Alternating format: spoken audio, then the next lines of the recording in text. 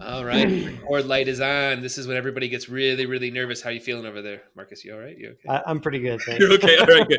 Well, why don't we do? Why don't we to kick this off? Why don't you introduce yourself? Kind of tell my listeners, who you are and what your company is.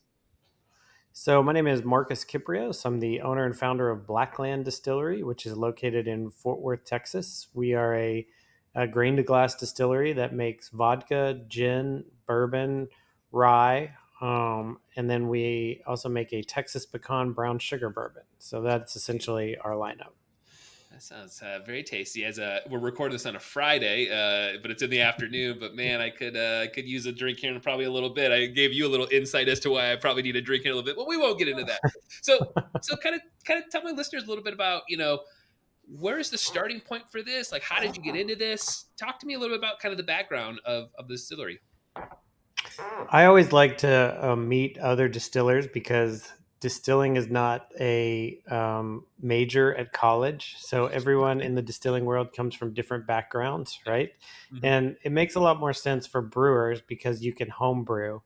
And I understand how they get into that, but you can't really make moonshine or any type of hard liquor at your house, certainly legally. All right. They do it in West Virginia and they do it in Tennessee, Yeah.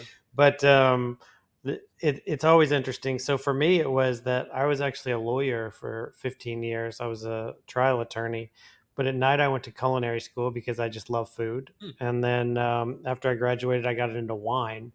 And part of the sommelier exam is distilled spirits. So then I went to a number of schools to learn how to make alcohol, and I saw it was very much like cooking. Hmm. So I put a business plan together and left my firm and built the distillery. Wow. Wow. I did not know that background. That's awesome. So as you're kind of taking that leap, what is kind of the emotion behind that? What are you feeling as you're like, all right, I'm going to leave the law world here and jump into, maybe a potentially a little bit of an unknown in your world, but like, how did you sort of kind of get the gumption to do that? You know what I mean? To take that step. Yeah, I mean, I think anytime anyone leaves a secure job to go open their own business and follow their entrepreneurial Yeah. spirit, it's a huge leap of faith, Yeah. especially one like this where there's so many barriers to entry and it's a capital intensive upfront Right. market because we have to sit on whiskey for so long, Yeah. right? And age it. Which is probably why there aren't as many distilleries, if you think about it, as there are in the beer winery in the United States, Yeah. right? Um, I just had always had a passion for food and wine, and it's just something I wanted to say I would regret if I didn't pull the trigger and try it Mm. in my life, Yeah. um, and I did it, and it. I don't want to say it's not stressful. It's not as stressful as the law. It's a different stress, Sure. being. But I like to say that I'm much more popular now than when I was a lawyer. Like Sure. people want to talk to me and Yeah. hang out with me because they want to talk about. Anyone wants to talk about alcohol, Right. right? Yeah. Yeah. Definitely probably more than like, I've got a legal problem I'd like to bring to you. Right. Oh, cool. Yeah. I can't wait to read your contract and let me fix that for you. Yeah, that's funny. So you mentioned kind of, pretty expensive to kind of get into this. Like, what kind of was your starting point? Like, where did you start to get your feet under you to say, all right, I need X amount, kind of, or just kind of putting that business plan together of just like, all right, location, I want to be here, I want to start here. How kind of walk us through like maybe that back work that you did to get that foundation built. So just to give you an idea. When I finished my wine education. That was like 2012, and that's when I started going to different spirit schools to try and understand the scope of what this would be because um, it's a lot of work. And again, going back to like a brewery, you can buy all the equipment and turnkey it and start making beer tomorrow. Yeah. There's no turnkey operation for a distillery. You have to source the equipment from all over the world, Hmm. and you have to build out all of the piping, the process piping, and everything, and get different parts. And so it took me about 6 years to really put the business plan together, find the space, um, get the money lined up, and have the vision secure. If you look at our, like, even our bottles, which are custom, Hmm. um, that was like a 9 to 12 month process to get the mold for the bottle, figure out what you want. So it's just a lot of investment of time, Yeah. 5 years minimum to put that all together, and then another year and a half to build the actual distillery, Hmm. and a little bit longer even to build our tasting room, which, if you've ever seen pictures on the internet, it's not like your typical tasting room for a distillery. It's more like a cocktail lounge. It's sophisticated. It's dark. It's intimate. We're reservation only on Friday, Saturday because it's so cool and popular. But that's what the brand is. We're trying to elevate everything we do, elevate craft. Our tagline is elevating spirits and standards. And so that's all part of it, because the tasting room, and not to get off topic here, is really sort of the gateway and the educational piece for the brand. Right. And so it's really important, but all of it's important. The distillery is important. The tasting room is important. The barrel room is important. Like, the bottling room is important. It's all interconnected. Yeah. So it took a lot of time, is my long answer. Right. Right. And how did you, source or find maybe team members for this? I know that can be challenging for almost any startup, but just, how are you finding that master distiller? How are you finding maybe marketing people? Just whatever it is, how are you putting this team together at this stage of the game to get to where you are right now? Yeah, you're right. It's hard. There's not a ton of people with distilling experience on the production floor, right? And Right. then our equipment specifically is state of the art that we purchased from the Netherlands. So Hmm. anyone who was, a lot of this equipment is antiquated and the same. If you go to Kentucky, you'll see 50 different distilleries, then they're all using the same equipment, right? They've all sourced from Germany. And so, um, yeah, a lot of my production are former brewery people, because that just makes sense. That's close, Right. right? Um, and then sales is hard too, because we get a lot of wine sales because there's not as much spirit sales. But along those same lines, yeah, you just have to find people in the alcohol industry, Hmm. right? And then kind of hone in and teach them about our brand. Right. Right. Right. And and you're in Texas, right? Right. I don't know if I think we mentioned that. Like you're Yeah, yeah, yeah. Sorry, I'm in Fort Worth, right. Texas. Yeah. And somebody, I was in a little bit of this world up here in Michigan. How much did you have to navigate just the distribution side of this equation and the rules around when and where this stuff can be shipped and sent? And like, was that a challenging thing too with the state of Texas, or was that actually an easier thing? No, I think, well, we're distributed in 12 states in the United Kingdom, and I would just say that all alcohol laws are antiquated, dating back to prohibition, Okay. right? And I sort of have this saying, like, if you build or are the owner of a winery, you're sophisticated, and if you own a brewery, you're cool. And if you own a distillery, then you're a money launderer or someone in the mob. And I just say that because that's obviously not true, Yeah. but that is the stigma sometimes that dates back to the 20s and 30s of what hard liquor distilled spirits was, right? And Right. now it's changed quite a bit Sure. since then. But we still have the rules and regulations in place from that. And so it's much harder, whether that's, to your point, distribution. Even here in Texas, we're supposed to be a very conservative, pro-business state, but you can't go into a grocery store and buy liquor. You can't buy liquor on Sundays. We still have the blue laws. Whereas I can go to another state and buy liquor anywhere, Yeah. right? Hmm. And right. And so I think there's a lot of red tape and bureaucracy when it comes to alcohol that we're still getting through in 2024. Thankfully for me, like, everyone has strengths and weaknesses. Being a lawyer has really helped me Sure. with that, in that aspect. And so we've been able to probably grow pretty quickly and navigate that and get to all of these markets because of it. But it's very time consuming. Yeah. Yeah, up here, I've worked in the brewery world quite a bit, and just Hmm. getting that distribution and who can sell what, and then who's at this festival and their permits a little bit different, and the kegs literally have to be moved by this distributor, right? Just they just literally have to be moved. They're like, what? Right. Like, Right. what are you talking about? And it's some rule Antiquated from laws. you're like, Antiquated laws. what is happening? And you got to navigate it, and that's why when I was like, man, I kind of had some PTSD around some of my own conversations. I was like, oh my gosh, this world is just uh, yeah. So so you guys have also won quite a bit of awards. Maybe talk through a little bit around as as the distillery is kind of growing and you're getting some recognition. Like what is that process of getting that name out there so that and winning that award or getting in that magazine or whatever it is. Just kind of walk us through that process a little bit. Well, yeah, I mean, that's a lot of what I call brand awareness, Mm, right? And we make we win a lot of awards because one, we make really high quality alcohol, and two, we have great packaging, right? So that's a differentiator for us. But both of those combined are usually hard. And I think some of our success, and I say this, is there's there's a lot of mediocre alcohol on the market.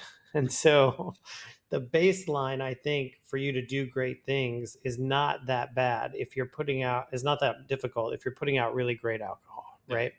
And so I think that's been a really good key for our success because we also have a great price point. We try and say we have great packaging, great liquor, and a great price point to give everyone a reason to say yes and never a reason to say no.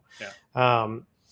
And yeah, we've won a ton of awards. Those also to me are a little bit because of all of that. But sometimes I scratch my head because I think those are a little bit of marketing gimmicks, Mm, and that it's I pay me X amount of money to come out here, and then let's win this award, and then you can. And so there are definitely legitimate competitions that we enter our spirits in, and those are the ones I gravitate towards. And then there are a lot of it's the no offense to Cleveland, but it's like the Cleveland whiskey competition of the world, right. right? And Yeah. you're like, okay, Yeah. we're gonna pass on that one. Yeah. Yeah. Yeah. I was always blown away too. That's the same thing that I just didn't realize in the music business how much it was that too. Like you can win Yeah, this award. It's $4,500. And you have your yeah, PR person pay it. You're gonna write your yeah. press release, and then you get this award, and you're like, I lived my whole life thinking that like I just wanted this award, and I just had to pay for it. I was always Can I blown away. say though that they're effective though in terms Yeah, of because the general public doesn't care. All they see is like, oh, a gold medal, a yeah, double gold. exactly. Oh, well, then this must be good, Yeah, right? yeah. And so I get both sides of it. I do too, but no, yeah, I just was like, it was just one of those ones where I was like, I grew up my whole life thinking I had to win like a Detroit Music Award or whatever, and I was like, man, Right. winning that, you know, I just had to pay for it. I could have paid for it, like, oh, okay. I just thought I had to do. I Yeah. thought I was waiting for some gatekeeper to open some magical door for me, but it wasn't like that. Yes. Yeah. So Yes. I want to talk a little bit around, the kind of the palette maybe that you have, the chef world that that you got into, you know, when you're, I guess, in the distilling world, or coming up with it, are you thinking food and combinations with drinks at all? Or, I know obviously in the wine world you have the pairings and all that stuff, but in this world, do you think along those lines too of like, man, the pecan brown sugar bourbon would really go well with insert, and do you think along those lines at all?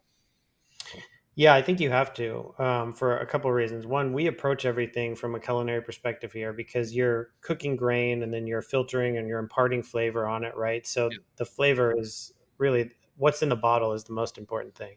But two, in this business, the most important thing is on premise, meaning bars, restaurants, hotels, and getting on a cocktail menu. Mm, That's how you really create volume that way yeah. because you can get on a shelf, but you can also just sit there and collect dust, Sure. right? Yeah. Yeah. Yeah.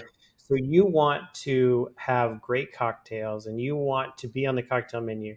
And so you have to create a spirit and you have to actually create cocktails and special recipes that you can give to bartenders and the service team out there wherever they are so that they will get excited about it Mm, and they're like, oh, I really like this, you should try this, have you tried this Blackland, have you tried this Texas pecan brown sugar bourbon? yeah. And that's really the only way to really see like significant turn over time. And you're investing in those people to then become sort of brand ambassadors for you right out into the world.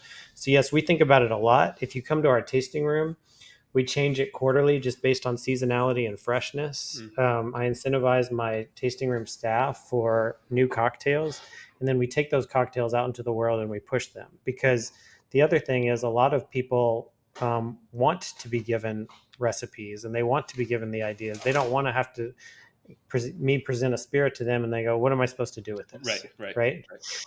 So yes, I think the culinary aspect to it has been great for us, and it's a big part of the brand. Yeah, yeah. You know, it feels like in your world here, you've got it's just such a huge mountain to climb in terms of what you just mentioned there. Just getting like bartenders to think about your cocktail that you might have made, right? Where is like that first step? You know, you mentioned kind of local, but let's say you want to get past that next level. Like, how do you look at this, globe and go, you know what, we're just going to focus here and here, and that'll be growth for right now, and not try to get too big and go, oh, we got to get up to Washington, Oregon, and we don't actually have the support there, right? We don't really have Right. the other infrastructure to really go there. So when you're mapping out this plan, how do you kind of think region and think what our team can really handle right now, and be probably realistic about stuff, right? And not go, everybody should have it, right? Well, I can't get there to support, you know. Yeah, I think that's right. I think that's 100% right. So one, I mean, you're just battling for market share, right? You're battling for shelf space, and so that's the fight.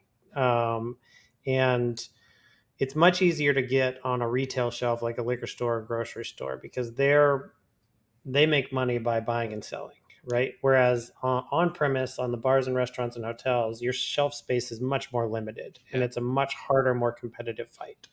So, one, you have to differentiate yourself, which is what we do with the bottle and the liquid. Two, you have to do something special, right? Why is this whiskey? Why is this bourbon? Why is this rye different? Why is this Texas pecan brown sugar bourbon different? Mm, Now, the Texas pecan brown sugar bourbon, which is our best seller, has pushed us into new worlds because it is so different and so unique. So we have gone and pushed out of Texas and gotten distribution and seen sales because that alone is a grabber where people are like, okay, I want to try that. Everyone's always looking for something new, sure, right? right. So that's what's pushed us out into new markets. But even in the new markets, we try and stay close to those right now with states that have sort of a Texas tie Mm, or that is connected to Texas. mm, So when you look at Texas, we're in New Mexico and Arizona and Oklahoma and Kansas and Missouri and Arkansas and then the South, right? mhm. We're sort of mushrooming out that way Yeah, because there are either a lot of people that come to Texas or they used to live in Texas or vice versa. Um, and and then you just have the great demand for bourbon in general. mhm, People are always wanting to try bourbon. They're always wanting to try new whiskeys. And so you kind of balance that of, okay, I want to win my home state, but I also want to spread it out if the demand is there. sure. And the Texas pecan brown sugar bourbon has really pushed us and has been our bell cow Mhm. for new markets. Yeah, yeah. Where's the fine line in all of this like distilling world of too gimmicky and not not original, like this is we're old school bourbon or whatever it is, right? And then also like trying something new, right? Like it feels like you can push this boundary, you could come up with some crazy, I don't even know, right? Like gummy bear bourbon, I don't know, whatever it might be, something just Right, completely right, wild, and everybody's like, yeah, we want to right. try something new, and then it's like, oh, it's all sweet and nasty, and it's like, it's not what but then you have this traditionalist vibe who's like, oh, no, I want my Kentucky bourbon, right? Like it feels like that fine line could, like, you could step over it and like shoot yourself in the foot without even knowing. Like, no, we were just trying something, and hurt the brand and all that sort of stuff. It feels like it could be a Yes. real pull, as in your position there. So yeah, that's a great observation. I think a couple of things. One, you have to stay true to the brand that you are. You can't just start releasing a bunch of lines, right? Sure. Even for us with the Texas Pecan Brown Sugar Bourbon, which is blasphemy because it is a flavored bourbon by the traditionalists, Right. right? Yeah. Even if you look, it's one of the more expensive flavored bourbons on the market for us because we try to elevate craft across the board. So it still has our bottle. It still has, we took that and we said the world wants flavored whiskey, whether the traditionalists like it or not. That's what people are buying. So Yeah. let's try and elevate that and make a good quality flavored whiskey as opposed to like a Fireball or a Crown Apple or a Screwball, Right. right? Right. Yeah. But and you can criticize those whiskeys all you want all day, but Fireball, I think, was the third best-selling whiskey in the world a couple of years ago. Yeah. Okay, so Yep. that guy's on an island laughing at all of us Hmm. somewhere. Yeah. It's the one my mom So, grabs when you're like, "Cool, mom." You know, uh-huh, it's the Christmas gift one. However it gets into a non it, there it is, Jeff. Here's your Christmas present. that's exactly right. Thanks. So You know. but the traditionalists have a loud voice, and they believe that the best bourbon comes from Kentucky and only Kentucky, and they're going to go on their message boards and they're going to run around and try and find Blanton's all day, which is a whiskey that I like quite a bit. Yeah. But the reality is they are a minority voice, or I should say a minority buyer in the whiskey world. Yeah. And even right now with the trends you look at, I mean, the hottest trends in alcohol, I'll just say like tequilas are super hot right now, right? Yep. These RTD ready to drink canned cocktails are Yep. super hot right now. Yep. And then I would say too, flavored whiskey. I mean, it is just, if you go down the aisles right now and look, and it's not just there because distillers are making it for fun or because they're trying to be different and throwing stuff at the wall. They're making it because that's what people are buying. Yeah. And so you just have to be aware of the market. Right. You know, it's funny you mentioned the like the cocktail can things, right? That Mm-hmm. how do you also try not to like just jump on a trend just to jump on a trend, and all again, how do you kind of see something and go, it's not really our brand? How do you put those pillars in to say this is our brand, this is it, and great, everybody's doing a flavored cocktail drink thing, that's just not us. Like, how do you kind of make those decisions? Yeah. So that we'll never do. I don't like to say never, but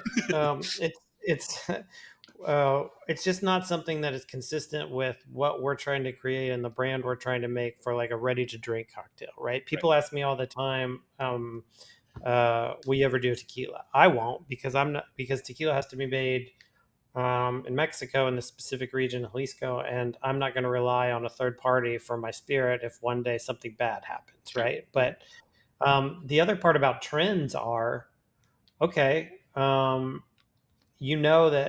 1,000 people are going to jump on the trend and then it's going to get saturated. So what you really have to decide in those regards is, does it have legs? Yeah. So for me, someone in this world, I think tequila has legs. I think tequila is not going away. The problem with tequila is there's 1,000 brands, but only 20 of them are selling, because those have the good celebrities and not the bad celebrities. And that's what people want. It's Yeah. the other 980. I don't know. This is a time business. I'm not saying they won't make it. It just is going to take a lot longer to get where they want to be with a high quality tequila. The ready to drink market for me is a younger generation of a quick grab and go, and I want something, and I don't care about my alcohol, and I don't want to deal with it. Right. That to me is a much bigger fad that I don't think has legs. Yeah. 10 years from now. Yeah. But we'll see. Yeah. It's funny. Who are the celebs that are pushing bourbons right now? Oh, They're like the big. good ones or the bad ones? I mean, I guess I'm thinking about. I've got a fairly well stocked cabinet myself. I also have a bourbon and cigar club for my boys. I can't think of any, like, I just pick them up based on like either a price point or a bottle, but it's never like Tom Brady's pushing this bourbon and you know what I mean? And they might exist. I just don't think my eyes are like attuned to it. Because I think as soon as you mentioned tequila, I'm like, I thought of a million people, TV shows, and I'm thinking Entourage. I mean, there was like a ton of that. But is that what's going on in bourbon world for this? Oh, I think they're there. I just think it's less important to the bourbon buyer Yeah. as it is compared to the tequila buyer. I think you're right. But I'm think of the most, they have them. Matthew McConaughey was with Wild Turkey Long Branch, and then they just separated. That's right. I feel like every Yellowstone character has a bourbon, but it's not doing anything right now. Good one. Yes. Yes, you're right. You're right. But I didn't watch Yellowstone, so that's probably over my head. I didn't even think about that one. You don't. I mean, it was good, but I laugh every time a new bit character comes out with a bourbon or Right. whatever. Yeah. Yeah. But I say this too. Like, I'll give you 10 great celebrities who parlay their brand power and following and turn it into something great for the brand, and then I'll give you 100 who just want to put their face on an ad or on social media with the brand, don't do any work for the brand, and now the brand has lost a bunch of money even if they pay them on the back end, Yeah. and it doesn't go anywhere, Hmm. right? Hmm. So you have to put the work in. Yeah. And there are some celebrities that do, most do not. Yeah. Yeah. It's a name on a label and a marketing ploy, Hmm. and then it's just done, and they're not really in the world of it. Um, yeah. God, yeah. That world. It's an interesting world. Yeah. Yeah. Yeah. So I guess like when you guys are thinking about 2024, you're thinking about like what's keeping you up at night. What is the that this is our big mountain that we're trying to climb this year, and where your worry is. No, that's a good question. I mean, I think you have to be a little bit of a narcissist in general to decide that you want to get into this world and that you can compete with some global brands like the Tito's and Jack Daniels of the world who have unlimited Right. funds, but you're still competing for shelf space with them. So Yep. that always worries me in terms of how do we continue to grow and get more shelf space Hmm. when we're surrounded by these global powers, if you will, in the Yeah. No. alcohol Yeah. They're market, massive. right? Yeah. Yeah, they're massive. Yeah. um, and then I worry about, and I've always worried about it, but it hasn't quite come to fruition yet. Just the consuming public, Mm. because one, I think as we get older, like there's more emphasis on health. I always wonder too, what are the competitors to alcohol? Um, and so there's also a bunch of, as we get into this world of THC and CBD and microdosing and all of this type of thing, that always worries me. Yeah. um but and I always just worry like people are going to stop drinking. Sure. But so far none of that has really happened yet. Yeah. Well, as somebody who had a damp January, is I believe my term that I was using, like I was like, Uh-huh. I'm gonna have a lighter. Boy, there's some days where you're like, I gotta have that. I need to go have a Yeah. bourbon. So Yeah. yeah, yeah, Yeah. you try hard. It tastes very good sometimes. It tastes very good. Well, I count on that in January. Yeah, yeah. Oh man. Um, I guess maybe going back to maybe like you know what was like was there moments that you had that like with having a great bourbon, or as you're kind of going through college, and just that like moments that you've thought, man, I really need to get deeper into this, right? You know what I mean? Like was there like, do you have like a couple stories where you're like, man, I just that moment kind of brought me into this, like that you can kind of tie these two worlds together from your past to now. Well, my mom was a flight attendant growing up at American, and or she worked for American, and then she got into like the corporate part of it. Mm. And so we would travel a lot, like on D2 passes back Mhm. then, and all of our trip, even for a day, we would go to like San Francisco or New York, Yeah. right? I was very fortunate, but it was always around food. It was Mhm. always, let's go to this restaurant or let's go to that restaurant, which really influenced me as a kid about, wow, this is what food is supposed to taste like. And this is, can be just an experience more than just sustenance, right? Um, and that always influenced me. And so I always say this again is sort of just a culmination of my passion for food and wine, from culinary school to wine to distilled spirit school. It is the totality of that, of just me falling in love with all of it and the experience and how enjoyable a cocktail can be in so many different settings, right? And so that really is just kind of how I've gotten here. I feel like my whole life has sort of led me to this distillery in that regard, right? Yeah. Yeah. And that's sort of the passion for it. Yeah, it's interesting. Yeah, my longtime girlfriend, her mom was a flight attendant, and it was amazing that she'd be in one. Basically, just kind of same story. She would fly to Chicago in one day, fly to Atlanta, eat at a restaurant, Yeah, and then fly home. Right, and it just as someone just dating her in high school and past, like just to have that understanding of flavor and the world, a scope of the world too, right? Just completely right, different than just the guy who just doesn't leave from the high school town, right? right. And then being able to kind of advance that palate and understand that there is this whole other world out there. That's a big step for a lot of people that they just a lot of people don't get that opportunity. It can, but it really does shape a lot of stuff. You know, in your life. It sounds like it did the same thing to you. It did. Yeah. And that's what gets me excited to go to work every day too, right? Yeah. And some of my favorite parts of this job are when we do like a pairing dinner, or Hmm. we get to go to a really nice restaurant, or I get to meet a chef that I've respected for so many years and get to do a collaboration that way. That gets me really excited. Yeah. Yeah. Now, are you like when you have parties? Are you the one that cooks all the time? Like, are you the one that handles all cooking in your world? What's funny is my wife also went to culinary school, Oh, nice. and what we learned from that is that we cannot be in the kitchen together. And so it's kind of her domain, and I let it happen. Yeah. I took the reins in my world of it. My wife is a vegetarian, and I don't even know if she has taste buds. So, and then my kids, if there's literally salt and pepper, it's too spicy, Dad. And I'm like, uh, what are you talking about? So, I basically make gigantic meals for myself, and then so we have a lot of friends over as the one who owns the chef world in my world because nice. it blows me away. I'm like, God, how can you not? This is the best thing ever, and my kids, man, it's spicy. It's like that is it's literally flavor. I get it. Yeah, I yeah, get it. it's challenging.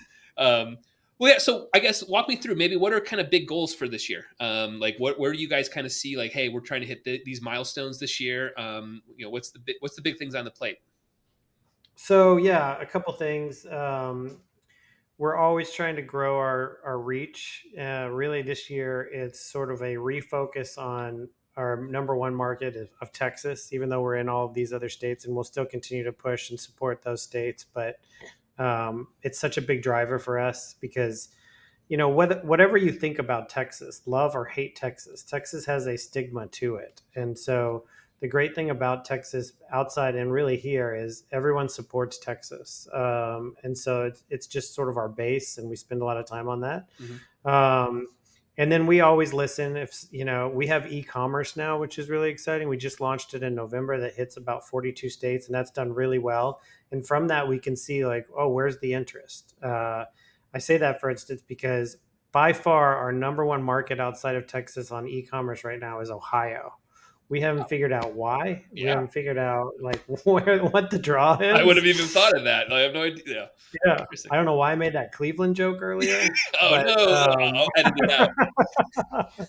but they are crushing it. So we love Ohio, but it's just things like that, which is good because then you can say, okay, let's do some more marketing, let's do some more support that way.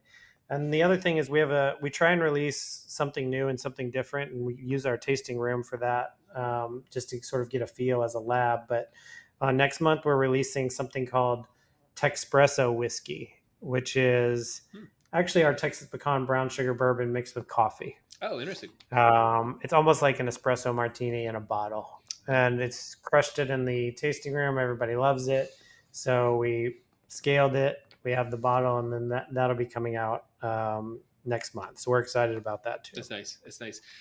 And then what do you guys put as like milestones for any distillery basically? Like what's a 5-year plan typically? 10 years plan? How do distilleries kind of envision this future? So for me, I don't know about the others, but for me, I there's two things that I care about. One is anecdotal and one is real. The Mhm. anecdotal one is, or what I call, the less um, really important in the big scheme of things, is I like to grow our social media presence and make sure we have a ton of followers and that we're engaged and that and and we talk about it daily and we spend time and money on it. But we're the ninth largest distillery in Texas now, and we're trying to just take out everyone above us. The problem is that like it's hard to catch Tito's, Mm, which is number one yeah. in Texas, Mm, and then Deep Eddy's number two, and then we have some long-standing people who have been here forever, like Garrison and another one called Balcones, which Diageo just bought. mm, All of these have national distribution at yeah. this point. But we've for when we started to where we are, we've grown substantially, and we are on the upswing. And So I spend a lot of time on that as a metric to make sure, okay, we're getting involved people along with our e-commerce. Now we spend a lot of time on that. And then case totals, that's all you hear in this industry. How many cases can you sell? How many cases can you, what's that? That's the measuring stick for the size of the distillery that you are. Mm. Um, and so we're right now handling about, uh, outputting about 8,000 cases of 12 bottles. So figure a little bit close to 100,000 bottles a year. The metric is to try and always double that, like if you can. The magic number I think is like 30,000 Wow. cases. Okay. That's always been the magic number that I've looked for, and that's where we are now. Yeah. So we're getting there, and it's just how quickly can we get there? Right. Right. Um, and so I remember this in the brewery world tends to be very friendly amongst brewers, right? Like real community driven, and we're trying this or partnership brews. Does that exist in the distillery space, or is it a little bit more cutthroat or a little bit more like island esque? I think it's a little bit more cutthroat. Yeah. But I will say that I am friends with the distilleries that make good alcohol. Mm-hmm. If I respect them, I want to be their friend and I want to help them and I want to work with them. Yeah. If they're making what I call mediocre to subpar alcohol, I want nothing to do with them. Sure. Because um, I think also just in general, Texas is a little bit behind the mark because everyone always is comparing themselves to Kentucky bourbon. Hmm. And I think that's fair because they've been the gold standard. Sure. But we're a pretty young whiskey industry here in Texas. I mean, the oldest whiskey distillery in Texas is 2008. Oh, And so wow. when you compare that to Kentucky and Tennessee and even then go to Ireland and Scotland, right? Yeah. It's Right. really new. And the climate plays such a role in the final outcome of the whiskey. Hmm. I think it's taken Texas a little bit of time to figure out what works Hmm. and how to make great whiskey. And we can make great whiskey here. But we've put out a lot of mediocre whiskey in the meantime. And Yeah. so I think we need to keep pushing and raising the standards, which is what we're trying to do. And there's some really good distilleries here. And so I'm friends with those people. Gotcha. Yeah. Very cool. Interesting. Yeah. It's good friends to probably be in companionship with there. You know what I mean? Check on them. Yeah, Yeah. yeah, yeah. Yeah. Well, let's flip a little bit. Let's not talk about alcohol, which is challenging, but we'll try here. So let's talk a little bit about what are you watching on the old streaming? What's caught your fancy the last few weeks here? Oh, I watch everything. I'm Okay. one of those. Like I try and get through it all. So I on Netflix I watch all the sports, documentaries from F1 to the tennis to the golf that's Mhm. all come out now. Like I love all of those shows. Mhm. But then I watch trash too. Like I watch Love Is Blind on Netflix. I'll watch same for Amazon Prime and Apple. Anything that's like in the top 10, I'll watch. Do you have something that has caught your eye recently? I'm about to finish up Fargo on Hulu, season 5. It's been excellent. Very very good. And then I'm gonna move into True Detective, the newest one on that after Yes. this one. I Um, just started that. yeah. It's got more of like a mystery feel to Yeah. it this time, like a science fiction feel Yep. to it. Yep. That's what I saw. So that one's coming next, and Yeah. then we just finished up Love on the Spectrum, which was excellent. We powered through all those. Those are like the feel good, just light, like stressful day, and I don't really need to watch anybody getting murdered tonight. Let's just keep it a little lighter. Right. So that's Yes. good. And then the other light watch was Dairy Girls. It's like a show of like 4 girls in Ireland going to school and stuff, and it's just light and super funny and like not serious at all. So I haven't even heard of that one, yeah, but I'll look for it's it. not bad. Yeah, how about like publications that you might read, maybe like for like business stuff. Like are you on any newsletters or content that you kind of subscribe to? um on like social media and things, not as much. There's a group called ADI, American Distilling Institute. They have a magazine that comes out. I spend a lot of time like looking at their stuff. Mm-hmm. Right, that stuff is and they have conferences and things. But there's also a distillers forum, like an ADI forum, Okay. like for questions and Nice. hey, let's not reinvent the wheel here. Right. Yeah. But that's really about it, and Okay. like the business publications. Okay. Okay. How about podcasts? You listen to anything? You consume any podcasts? Um, Recently, I haven't really. I mean, the only podcast I did was I listened to was Serial Yeah. when that came out, Yeah. and I kind of got involved as when I was a lawyer in that. So, but since then, no. Okay. Okay. Yeah, I think I wonder how much like COVID kind of. I don't drive anywhere now. I work from home. I don't have that 30 minutes, 40 minutes of a car ride half the time. I just don't have it, so I don't listen to it Yeah, either anymore. I used to. I used to dig them a lot. How about books? You read any books? yeah, but I read a lot of like self help, motivational Sure. books. Oh, I'm in that world. Yeah, you know. Yeah, yeah, Right, just try and stay positive yeah, and try and be a better person type thing. sure. That's kind of where I gravitate towards. Yeah. What about you? Uh, book wise, right now, it's really nothing. Like I actually took a little bit of a break. I feel Yeah. like I read a lot of the Tim Ferriss stuff, and there's and then what was the other one? Steal Like an Artist was an interesting one that I read. And at some point, I felt like I got a little overload of like, all right, listen, I just need to go do other stuff. Like I need to actually do stuff and not, think about all of this other stuff and be like, oh, I did it wrong, and just move on, just get stuff done, and just kind of move forward. So right now, I'm actually kind of a little bit on ice with that stuff. You can definitely go a little bit too. It's all time consuming, right? It's prioritizing and getting to do what you want, and I totally get it. Yeah, yeah. Well, awesome. Well, Marcus, I appreciate you taking time out of your day. Why don't you tell my listeners again links to go to? Where should people go? Hey, they're interested. They want to learn more. Where should we send people?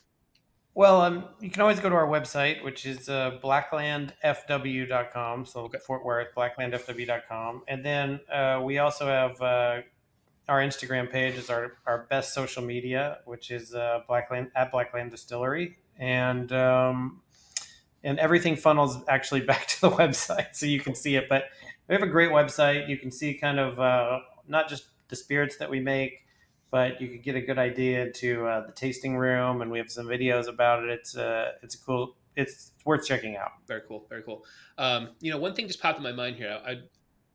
How does like the bourbon clubs work? Like I am a subscriber. I get like a new bottle every 2 months or so. How do you like? Is that something that like? How do those work? Yeah, we're actually not even a member of any of those. We should be. Yeah, is that what I don't even know how you like. I don't know why I basically signed up. I'm like, here's my preference, and then a bottle shows up. A lot of those work where they'll come to us and they'll say, "Hey, we're going to put you in this bourbon club, and we're going to guarantee you that we're going to give you distribution for X amount, and can we buy your alcohol for this amount?" Okay, is that And so then they then get it's like, do I want to give the haircut mm, for the? That's always the question, yeah, though. Every day, do I want to give the haircut for this? yeah, right, gotcha. Yes. Yep. Yeah. All right, yeah, that just popped in my head too. I was like, oh yeah, I forgot I get a bourbon every like other month. Yeah. Shows up. Yeah, one of the club things. So cool. Well, awesome. Like I said, I appreciate you taking time out of your day. This is it's exciting to kind of learn about what you guys are doing, learning more about the distillery world. I think you guys have an amazing product, and yes, I think you guys Thank did a you. really good job on the bottle. It's an eye catcher, right? So I think spending that time on it was really, really good. And yeah, I wish you nothing but success in 2024 and beyond. And again, appreciate you taking time out of your day. Yeah. Thanks for having me. It was a great time talking to you. Awesome. All right, thanks.